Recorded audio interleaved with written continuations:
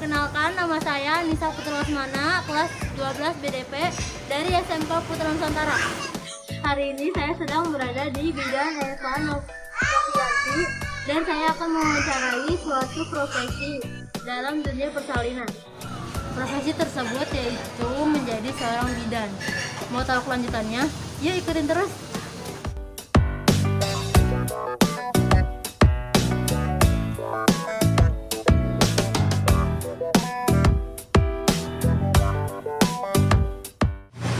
Apa ibu bersedia untuk diwawancarai? Iya. Ibu berasal dari daerah mana? Ini Tanjung. Sudah berapa lama ibu menjadi seorang bidan? Apakah menjadi seorang bidan adalah cita-cita ibu? Selama bekerja menjadi seorang bidan, pengalaman apa yang begitu berkesan bagi ibu? Berkesan waktu saya tugas di daerah Kalimantan Barat. Saya pernah jadi bidan desa di sana 5 tahun. Jadi baru lulus sekolah, kan dari sekolahan tuh ya pendidikan ditawarin masuk pegawai negeri, tapi harus ke daerah. Jadi saya ambil tuh kesempatan itu karena 5 tahun jadi bidan desa, dia ke kampung-kampung, naik sepeda. Nah, lahirannya di rumah-rumah penduduknya jauh-jauh, lewatin naik ke gunung, terus di tengah kebun, lahirannya gitu. Bagaimana suka dan duka yang ibu alami selama menjadi seorang bidan? Suka dukanya, sukanya ya seneng aja sih.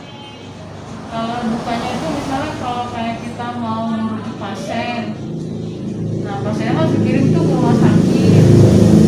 Nah terus lingkungan sekitar itu untuk kita akses ke rumah sakit kan butuh kendaraan tuh. Nah kadang kan pasien kan nggak punya kendaraan. Nah mobil ambulannya itu yang suka susah gitu. Ya itu aja sih, susah. Bagaimana ibu menghadapi pasien yang cenderung rewel? Cenderung rewel, ya dijelasin aja, misalnya dia nanyanya tentang apa ya kita jelasin teorinya. Jadi sekolahnya itu harus tahu tentang teori kebidanan itu apa, tentang ibu hamil, tentang KB, tentang imunisasi, bilang paling cuma seputar itu. Jadi harus mahir tentang apa yang kita baca itu di buku, itu harus apa. Jadi kita bisa ngejelasin ke pasien kalau misalnya pertanyaan itu, teorinya begini, kita jelasin. Adakah hal lain yang hendak ibu capai di masa depan? Capai cita-cita pengen bikin hospital. Apa nasihat terbaik ibu bagi mereka yang baru saja menjalani profesi sebagai seorang bidan? Ya harus kerja, harus hati-hati ya. Terus buku pelajaran itu harus benar-benar dibaca, dihafal, harus diingat. Karena kalau kita tidak ingat apa yang ada di teori di buku itu, kita nggak bisa ngasih penyuluhan, kita nggak bisa konseling sama pasien gitu. Jadi kalau benar-benar cita-cita pengen jadi bidan, ya tekuni ilmunya. Ilmu tentang kebidanan itu harus benar-benar dihafal, diingat. Karena kalau kita nggak ingat, nggak hafal, gimana kita mau ngasih konseling sama orang kan, sama pasien gitu. Bisakah ibu memberi pesan dan nasihat bagi yang bercita-cita menjadi seorang bidan? Cita-citanya ya saran ya, pertama ya harus agamanya harus kuat, sholatnya jangan tinggal, banyak-banyak zikir, salawat Nabi. Jadi apa yang kita inginkan itu bisa tercapai. Itu kan tentang ibadah ya. Yang kedua tentang pelajaran, jadi buku-buku harus benar-benar dibaca, dipahami. Pelajarannya apa, misalnya bab 1, bab 2 kan, itu dibikin ringkasan, catatan. saya dulu di sekolah gitu. Jadi bab 1 itu tentang apa? Bikin ringkasan bab 1 sampai bab berapa satu buku itu. Jadi kita baca tentang ringkasan-ringkasan itu. Jadi kalau kita lupa, oh iya saya punya catatannya, itu dibaca itu ringkasan itu. Gitu. Jadi nanti nilainya juga akan bagus kalau sekolah. Gitu. Jika saya mau jadi bidan, apa aja sih Bu prosesnya? Prosesnya itu kayak harus sekolah atau harus kita masuk kemana gitu? Kalau sekolah kebidanan itu banyak sekarang. Ada di rumah sakit besar. Itu ada biasanya ada buka tentang untuk akademi kebidanan atau S1 kebidanan.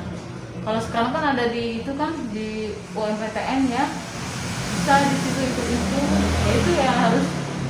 Kalau sekarang SMK ya, SMA ya harus benar-benar harus bagus nilainya. Jadi nanti ada di UMPTN itu sekarang yang negeri. Kalau yang swasta ya ada juga, cuman kan lihat dulu swastanya, dia buka sekolah kebidanan punya rumah sakit nggak itu sekolah itu. Jadi untuk lahan prakteknya juga. Jadi kalau misalnya masuk sekolah bidan tapi sekolahnya hanya di ruko-ruko, dia nggak punya rumah sakit, gimana mau praktek, gimana mahasiswanya bisa mahir.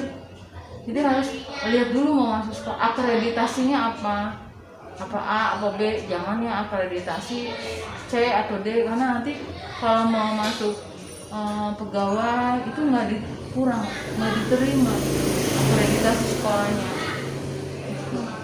Kira-kira berapa lama sih Bu kita harus belajar di sekolah kebidanan? Sekolah kebidanan yang sekarang sih yang paling cepat di akademi kebidanan 3 tahun. Sekarang ada S1, jadi bagusnya kalau mau masuk kebidanan ngambil yang S1 sekalian, jangan yang setengah-setengah gitu. Nanti udah lulus mau sekolah lagi males, kan kebanyakan begitu ya. Kalau udah kerja, jadi kalau bagusnya sih langsung S1 aja. S1 kebidanan kan ada tuh sekarang udah dibuka ya. Iya. Saya rasa sudah cukup. Terima kasih atas kesediaan dan waktunya untuk wawancara ini. Semoga yang Ibu sampaikan dan bisa menjadi contoh dan bermanfaat. Terima kasih ya Bu. Ya, sama.